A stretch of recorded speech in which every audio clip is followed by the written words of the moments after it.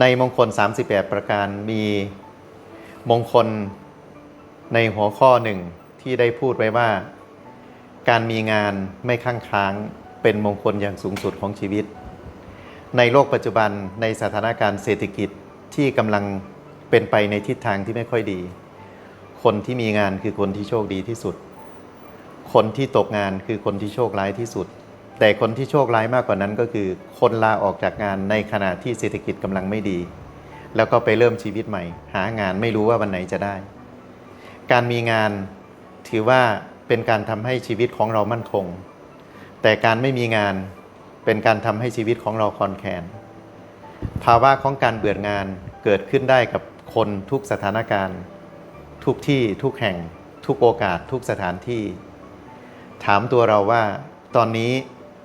เราทำงานด้วยใจไหมถ้าเราทำงานด้วยใจเราจะไม่เบื่องานเราทำงานด้วยใจหดหู่ไหมถ้าเราทำงานด้วยใจหดหู่ภาวะที่เราเป็นอยู่มันก็จะทำให้เราพานไปหางานที่เราทำถ้าทำงานด้วยใจรักงานที่หนักมันก็จะไม่เหนื่อยถ้าทำงานด้วยใจที่รู้สึกหดหู่ขุ่นมัวงานที่เราทำก็จะพานทำให้เราเสียไปด้วยเพราะนั้นใครที่รู้สึกว่ากำลังเบื่องานขอให้มาทบทวนถามตัวเองว่าตอนนี้งานมันทำให้เราเหนื่อยหรือเราเหนื่อยที่จะทำงานงานมันทำให้เราเบื่อหรือเราเบื่อคนที่ร่วมงานเป็นคำถามที่คนทุกคนที่มีงานที่กำลังเบื่องานที่กำลังคิดจะลาออกจากงานในช่วงที่สถานการณ์เศรษฐกิจกำลังไม่ค่อยดีควรจะไปทบทวนถามเพื่อหาคำตอบให้กับตัวเองในชีวิตของเราแต่ละวันคนร่วมงานก็เป็นปัจจัยหนึ่งในชีวิตของการทำงานภาวะการเบื่องานก็เป็นปัจจัยหนึ่งเราอย่าเอาสิ่งที่มันหดหู่เราอย่าเอาสิ่งที่ขุ่นมัวมาทับถมจิตใจของเราในช่วงที่เราทำงานเพราะจะทำให้ภาวะของการเบื่องานเพิ่มขึ้นเรื่อยๆตระหนักรู้ตระหนักคิด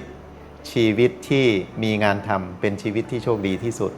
ขอให้คนที่กำลังเบื่องานลองคิดทบทวนพินิจพิจารณาชีวิตของเราอยู่ได้ทุกวันนี้เราดูแลครอบครัวได้ทุกวันนี้เราดูแลลูกๆส่งลูกไปเรียนได้ดูแลบริหารกิจการภายในครอบครัวได้เพราะอะไรก็เพราะงานทำให้เรามีเงินทำให้เราขับเคลื่อนชีวิตของเราได้เมื่อไหร่ก็แล้วแต่ที่เราขาดงานเมื่อนั้นเงินก็จะกลายเป็นสภาพที่ไม่คล่องสำหรับชีวิตของเราขอเจริญพร